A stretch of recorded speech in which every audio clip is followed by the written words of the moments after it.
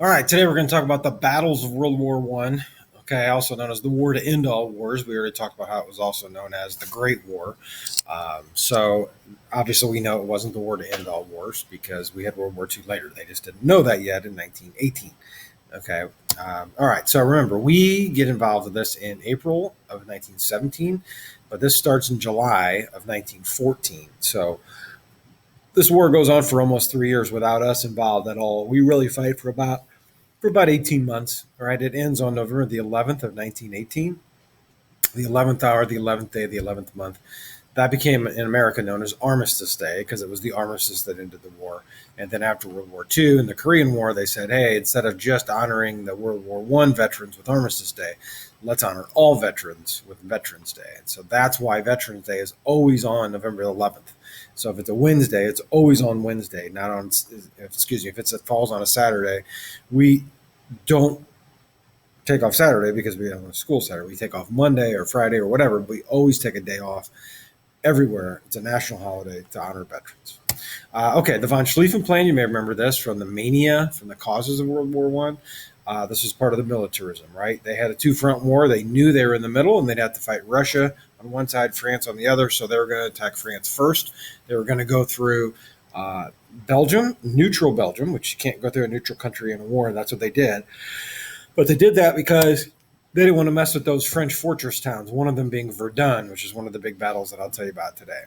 Okay, so the Germans are going to do that. When they do that, it makes everybody angry. So the rest of the allies of France are going to get involved in the war because you just can't do that, right? If you're Germany, so everybody else thinks that's wrong, so they're going to defend against it. So the first big battle of the war happens about 6 weeks in after the Germans make enough of an advance, and the French have time to prepare themselves to get ready. It's called the Battle of the Marne. Okay, and they stopped the Germans about 30 miles outside of Paris. This is the beginning of trench warfare. Okay, which we'll see later this week. They literally dug holes in the ground, and both sides stayed there. And it's pretty much going to stay as soon as they get to certain spots. It's pretty much going to stay in those spots, and you'll see that when we get to the end of this. Okay, at the Battle of the Marne, there were actually troops that the French used. Taxi cabs to transport them, to get them back and forth to the front lines because that's how bad they were caught off guard here by the Germans' attack. There's the Battle of the Marne there. You can see Paris up there at the top center of your screen, and then Marne is close by. It's about 30 miles away, where they finally stopped them. If the Germans capture Paris, it's over, right? Like you get Paris, France is done, right? But they didn't get it. The French were able to fight them off. The Battle of Verdun, I'm going to skip that video part here. The Germans changed their strategy. They're not going to, this is a little bit of time into the war here. It's like a year and a half almost into the war. The Germans had all-out submarine warfare up to this point, but as you see or have seen or will see from the propaganda stuff, sinking the warships with submarines was cool if you're Germany, except for when you start sinking American stuff, then that's a problem because the Americans are upset about this, and the Americans aren't in the war yet, and the Germans don't want to do that.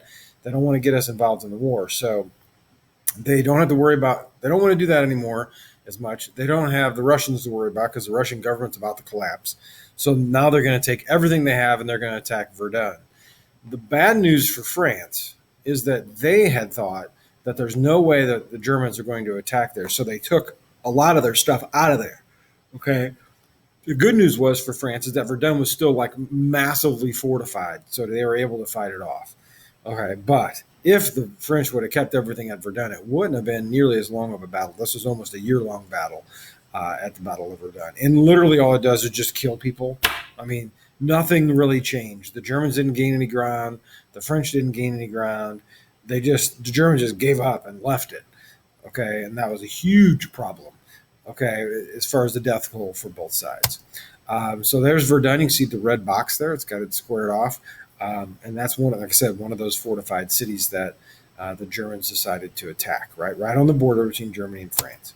All right, so it was very fortified. The city at Verdun was. The Germans wanted this battle to last a long time because they wanted to kill as many French as they could. This was also a historic French city. It'd be kind of like going after Washington, D.C. It'd be kind of like going after maybe Fort Knox, something that was seen as a symbol of strength, a symbol of power. I guess in some ways it's like the coward terrorists going after the World Trade Centers because that was American economic power. It's kind of like that. It's what the Germans are doing going against the French at Verdun. It was, like I said, it lasted from February to December in 1916, almost a full year. The French win, okay, but no advantage was gained by either side. Okay, Verdun is the most deadly of these battles in World War One as well. Okay, the Battle of the Somme. The British and the French advance against the Germans, but you'll see not a lot. Okay, the first tanks were used here. 750,000 British troops were used. 58,000 casualties on day one.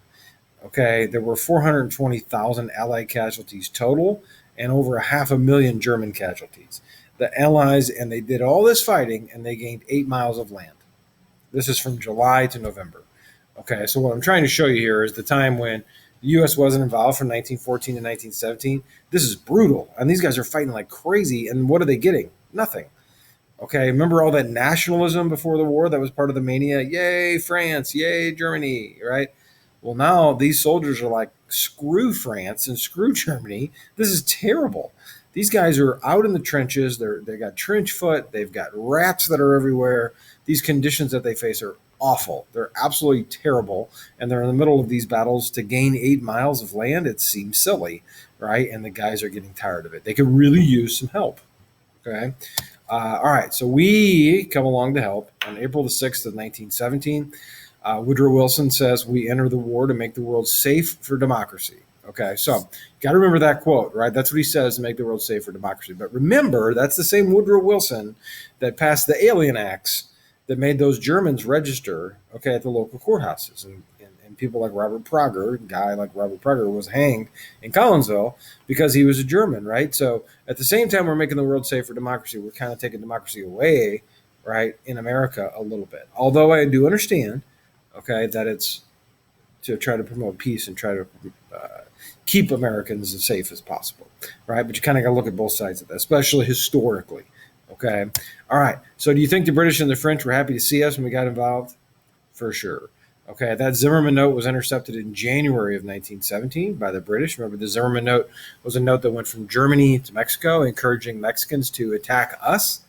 And if they would attack us in 1916 or 1917, and then the Germans win the war, okay, the Mexicans would get back the Mexican cession, which would mean they'd get back Arizona, New Mexico, Nevada, California. Okay, that was a part of the deal that they wanted to make with Mexico. Of course, that didn't happen. The Mexicans never took that step. They never got the letter. That letter was released in March. You can see that date is April the 6th. Okay, so there's a lot of pressure on President Wilson, who did not want to get involved in the war. There's a lot of pressure on him to get involved in the war. So he does. We get involved. Here we come over to help the French, right, and the British fight this war. Okay, so the front line, this is a picture that you'll see later on, is led, the American Expeditionary Force, the AEF, is led by this guy. His name is Black Jack Pershing, John J. Pershing. Okay, and he was tough. Okay, he was a soldier. He was said to have said, Lafayette, we are here. Okay, he didn't really say that, right? What he's saying, Lafayette, we're here, he's referring to the Marquis de Lafayette, who helped America in the American Revolution. He was French, and he helped us fight against the British, right? And so now that was in 1780, and so here we are to come back later, right? This is us thanking the Lafayette, right? The Marquis de Lafayette. He didn't really say that, right? He said it was total bull beep, right? And his soldiers that knew him personally said that there's no way that General Jack Pershing said that, because that's too many words for him not to say a cuss word, because he was renowned for using terrible cussing language. Okay, so that guy was the leader of our AEF, our American Expeditionary Force, during World War I. So there's the propaganda poster, right, of Uncle Sam shaking hands with the Marquis de Lafayette, right? It's like a fist bump, like, we got this, we're here to help, right? So this is a part of our nationalism, right? This is the same thing, but this is American nationalism. It's patriotism. It's Uncle Sam. All right, so American-involved battle is the Battle of Chateau-Thierry, which is about 50 miles from Paris, right? This is the lead point of the German advance at that point, and that's in June of 1917. Okay, Americans start to push the Germans back. Okay, this was a huge boost in morale for the Allies. Like, this is amazing. Okay, that this is happening. So the Allies, the British and the French, are so excited that America gets involved because they've been fighting this terrible war for 3 years. So for us to get involved, this is a huge deal. We're making a big difference. Okay, so there you can see, and these are all in the same place, and you'll see in something I'm going to show you in just a minute. These are all really, really, really close to each other. There's really not a lot of movement because of the trench warfare once World War I begins. Okay, so the Second Battle of the Marne, this is the same story. The Germans try to overtake the Marne River. They make it across in some spots, but Americans hold positions and stop the advance. They literally go back and forth and back and forth. Okay, but the Germans can't go any more forward, right? So we're kind of getting to the point now, like, if you're Germany, what do? Do you just get all your people killed? Because now the Americans are on the other side. The French are fighting back against you, and they're starting to take the upper hand. So at some point, what good is this, right? So the Battle of Belleau Wood, this is similar to the Battle of the Marne and similar to the other battles, right? This is the highest casualty rate ever in the history of the United States until World War II in the Marine Corps. So many Americans died during this thing from June 6th to the 26th of 1918. The Germans held on to the woods, right? We kicked them out of the woods 6 times. They kicked us out 5 times. We just kept going back and forth. Okay, this was the last major German assault of the war. After this, it was pretty much done. Okay, and the Germans knew it, and so they're going to be on retreat, right? So there's another map, but I want to show you this video, right? So I'm going to play it, but we're not going to watch the whole thing in its entirety. I'm going to move forward. But the red, those are the German lines, and the blue are the French lines. You notice the tan that's up here in this part right here? Okay, those are the Americans. Okay, so check this out, what happens because of trench warfare and because of the way this thing was fought. So it's going to start, it literally goes day by day, right? So this is July, I guess, or August, sorry, of 1914. Okay, so you can see how close the Germans get to Paris, and then the French are able to start fighting them back. Okay, so it's October of 1914. We're only a couple of months into this. And things kind of get set up. You can see that battle to the sea there where they built the trenches and got out to the seas up there at the top. Let's see if I'm smart enough to do this. So the sea is up here, right? So they got the trenches from all the way down here, all the way up there. But notice, how much difference do we have? How much movement do we have? Hardly any at all, right? So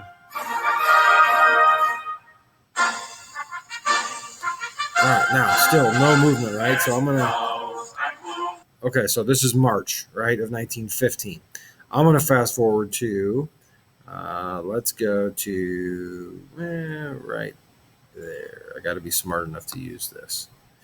We're gonna fast forward. I'm gonna fast forward a minute. That was March. Now I'm gonna go forward to say April of 1916, and look at the difference. There's hardly any.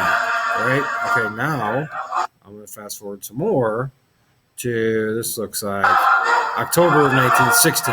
Okay, still no America. So I guess I was wrong about that tan up there.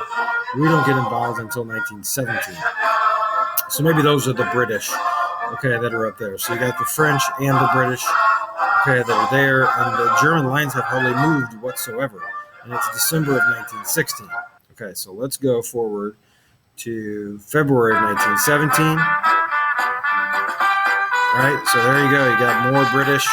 Right, they're making a little bit of an advance. Nice, great song.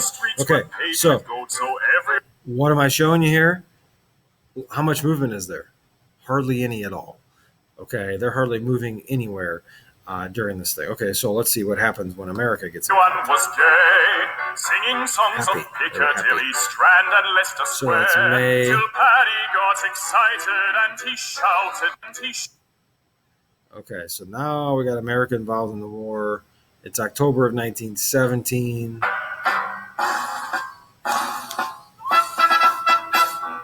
Morley wrote a neat reply to Irish.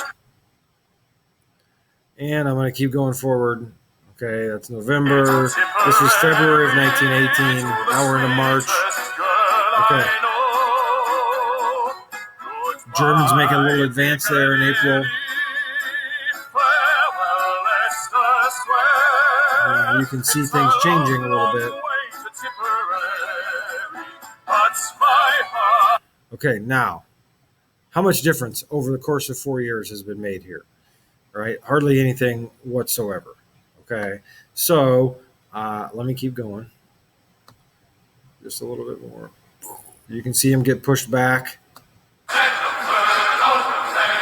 Right, that's the Americans. That's the American song, right? That's over there. Okay, our patriotism. When America gets involved, look at what starts to happen.